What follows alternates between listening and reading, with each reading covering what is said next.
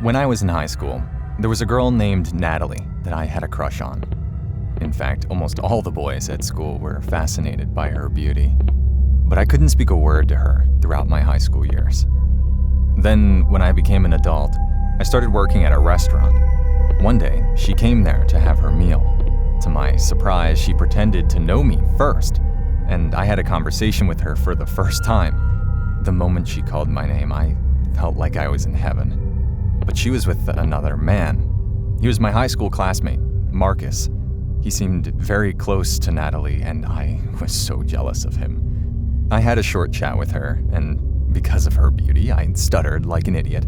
When I got home from work, I screamed at myself in the mirror because I was so disappointed that I couldn't have her. However, she came to the restaurant frequently after that, and we gradually became close. Then, one day, she came to the restaurant by herself. So I asked her where Marcus was, and she flatly said that he had left. Then she said something unexpected to me. Do you want to come over to my house? When I heard her say that, I was so shocked that I almost spilled my food on her. But I couldn't hesitate and made an appointment with her right away.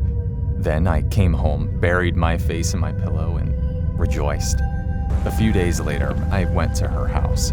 I knocked, and when she opened the door, I was a little surprised to see that the floor of the house was covered in plastic, and when I went inside, there was a painting hanging on the wall.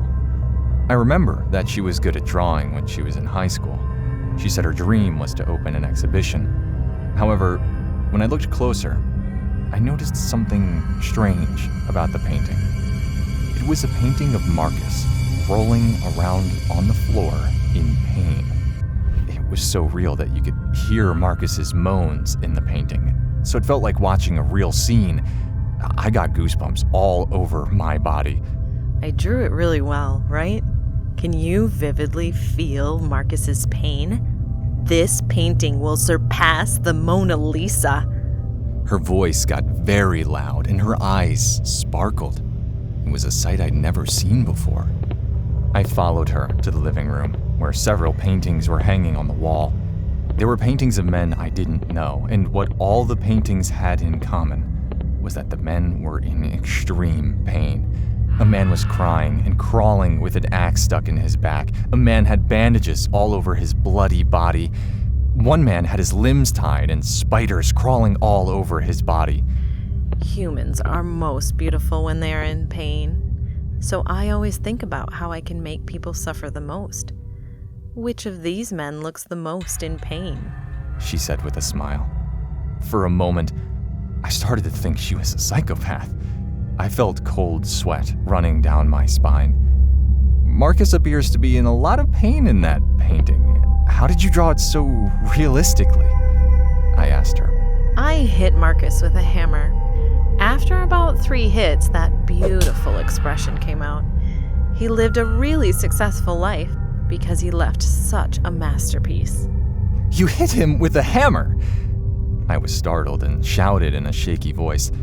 And when I looked closely, Marcus looked as if he was crying out for help in the painting. I felt cold sweat soaking my entire body. Have you ever heard this? Art is pain, she said with a smile, and then walked into the kitchen and pulled something out of her freezer. It was a frozen mace. She ran at me with it and swung it at me. I instinctively avoided it and ran like crazy to the front door. And she followed and shouted, "Now it's time to paint." I barely managed to open the front door and run out, and the mace she swung hit her door and I heard a loud bang. "Come on, I'll draw you really well," she screamed, and I ran away and called the police.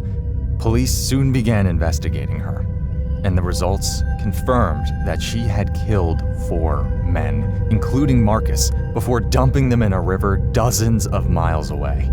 And the corpses all matched the men in the paintings. She was sentenced to life in prison. I couldn't get out of bed for several days because of the shock of that day. What would have happened if I had been a little late when running away, lost my footing, or failed to open the front door? There'd probably be a painting of me crying on the wall of her house.